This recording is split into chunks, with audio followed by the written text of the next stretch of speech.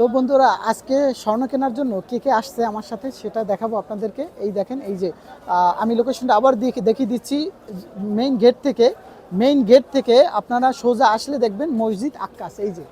এই যে মসজিদ আক্কাসের গেট, আর গেটের ঢুকতে ডান পাশে। তো ডান পাশে আমাদের সাথে কে কে আসছে গোল্ড কেনার জন্য, এই যে দেখতে পাচ্ছেন।